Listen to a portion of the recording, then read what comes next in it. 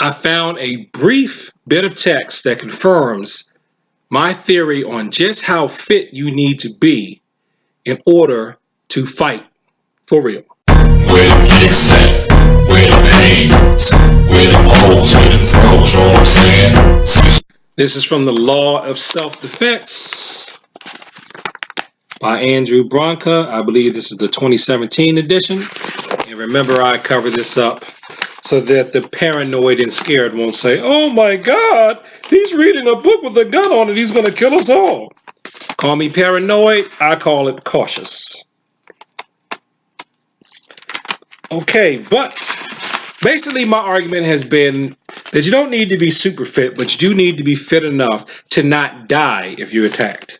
So, and this isn't going to be a real long read or something like that. I'm just going to grab the bit of text here that pretty much confirms it. This is written by attorney Andrew Branca. He has a very strong legal defense background. He's handled a lot of self-defense cases. So even though he is not a doctor, I would think he would know what he's talking about with this. This is on page 147. If you're a bit older, like me, and not in the greatest of shape like me, it's not unusual to survive the explosive release of energy and adrenaline needed to win a physical fight for your life, only to suffer a heart attack a few hours later.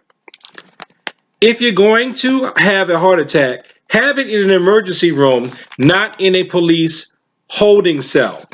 Now, his advice is that if you have to defend yourself physically, and most of what he talks about is using a gun, okay? So we're not even talking about hand-to-hand scuffle with somebody. He's saying that if you ever have to defend yourself, gun or otherwise, because I would assume with the otherwise, you definitely run a better risk of being, of having an injury, to go get checked out medically, because adrenaline can get you so hyped up that you don't even feel it. So let me find where he says that too. Excuse me. Here we go. This is on page 146. You could have been seriously injured, but your body's fight or flight response and adrenaline dump have made you unaware of the injury. I've personally been cut down the length of the forearm so deep I could see the white of the bone. Despite the serious nature of the injury, I had no idea that I had been cut until someone told me, which dovetails with what someone had told me about when he got stabbed in the stomach 6 times. He thought he was being punched until he cuffed the guy, threw him in the back of the squad car, then walked down the street to a McDonald's, and the person working behind the counter said, "Hey, officer, you're bleeding." Okay, let me continue. There was not a drop of blood because my body withdrew blood from my extremities to my core as part of the fight or flight response.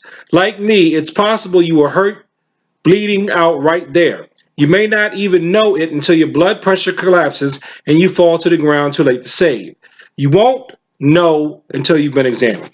Now, there's a video on YouTube where a guy is trying to do a trick where he holds the arm out, right, and then he cuts it with the machete or a long knife, and he's supposed to be able to stop the bleeding, but it didn't work, and he ended up hurting himself. He had to go to the hospital. That body stop the blood thing, I've only seen that work once, and that was when my daughter did it because she didn't want to get blood drawn. This wasn't something that we practiced. This wasn't something that we reviewed. This wasn't any type of training or meditation. This was something that her body just did naturally. And I remember from I've been in about 5 or 6 quote unquote real fights as a teen or adult. I've been hit and kicked and things like that and didn't even feel it. Didn't feel a thing. Didn't feel a thing until after the adrenaline wore off, and that's when the pain kicked in. The car accident I was in late last year, didn't feel a thing. I felt it the next day, and in some instances, I'm still feeling it, but I only feel it if I'm really, when I'm stretching and I'm trying to do something that's beyond the range of motion of a normal person. So this just confirms my theory that while we don't need to be in Olympic shape or professional fighter shape, we do need to be healthy as martial artists, and we're going to defend ourselves. And that means just be healthy enough so that if you are attacked by somebody, you don't die. So there you go. Thanks for watching this video. Like, comment, and subscribe. Please share this video with people who like to talk about the martial arts, or people who are into self-defense as well. And peace. And if you haven't gotten this book, I'm not being paid to endorse it. I haven't even finished reading it yet because I've been busy.